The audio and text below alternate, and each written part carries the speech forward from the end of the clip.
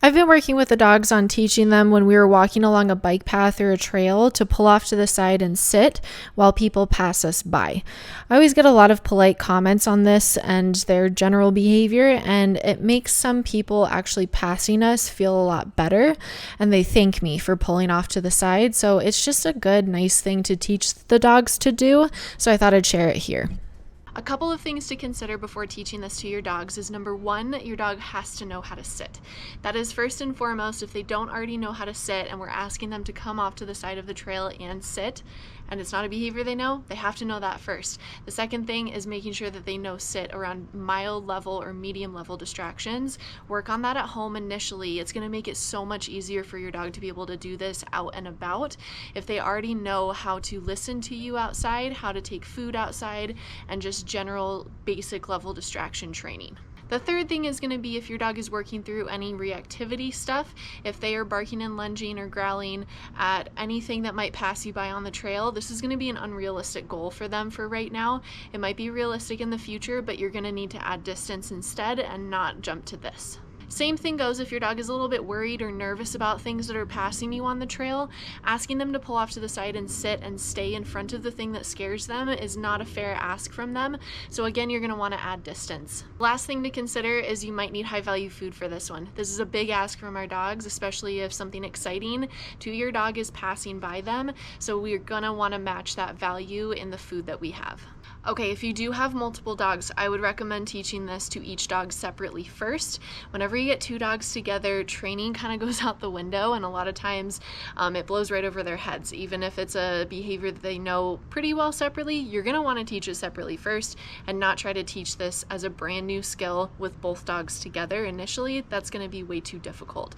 So practice with each individual dog first. Make sure that they know the expectations and they know how this goes before you actually work with them together. You're also going to want to just make this fun and exciting for your dog, especially if there's something that's very exciting passing them by. Pulling off to the side and sitting is not going to be the most fun thing inherently for our dogs, so you're going to want to try to make this as fun as you possibly can. If I get excited with him, it makes him a little bit more excited about actually following through with it. If I have high value food and I'm rewarding very generously, meaning a lot of treats, that is helpful for my older dog. So excitement is helpful for him, food is helpful for my other dog. So depending on the dog that you have, always upping the excitement level and getting, just excited with them and making this a little bit more interesting is always going to be helpful. This is also when you're going to get a lot of benefit from practicing when there's nothing else going on around. That's actually how I would recommend, in addition to practicing solo with each dog, is practicing this when there's nothing going on. In order for our dogs to understand that we want them to listen to them when there's distractions going by, it is helpful and it is good for the dogs to practice when there's nothing going on so that all their focus can be divided onto just you, and instead of having to focus on the thing that's passing them by. If you practice this the majority of the time without anything passing you by and without any distractions going on, your dog is going to do much, much better with being able to follow through with this when there actually is something passing by. Especially in the beginning with this one, if your dog is having a hard time with sitting, you're able to get them off to the side of the trail, but they're having a hard time actually putting their butt on the ground.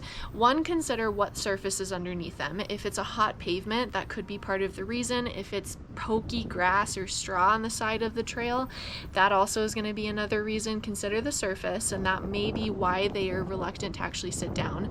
But also consider what's going by you. It may also be that they're just a little bit too distracted and someone's stalking me. They might be just a little bit too distracted and the situation may be too difficult for them to actually put their butts on the ground. Same thing goes if you've done this multiple times in a row throughout your walk. Your dog might be tired of doing this if you're asking for it a ton. If we're constantly asking them to put their butts on the ground throughout the majority of their walk, that's not fun. That's not fun for your dog. So make sure to kind of spread this out. Just work on it for a short period of time during your walk, and they'll get better at it, and it'll actually become really automatic over a period of time as well. And I would make sure to still reinforce your dog if they did pull over to the side with you, but they didn't sit. They got halfway there, and that's still a huge accomplishment. So make sure to still reward pretty heavily so that we keep them on board and wanting to actually participate with this. If your dog is struggling with sitting, teaching them and reminding them how to sit in that environment sometimes can be really helpful as well. So using a hand signal or a food lure can be helpful in those situations whenever your dog is like, I don't know what to do. There's so much going on around me and I need a little bit of extra help. A lot of times we tend to see that as our dogs being stubborn, but when in reality they're actually just kind of struggling with the situation and need some of your help and reminders on what it is that they're actually supposed to do. So treat right at their nose, lifting it up over their head, or a hand signal can actually help back up your verbal cue sit. Little Fanny, over here. Go boy, sit.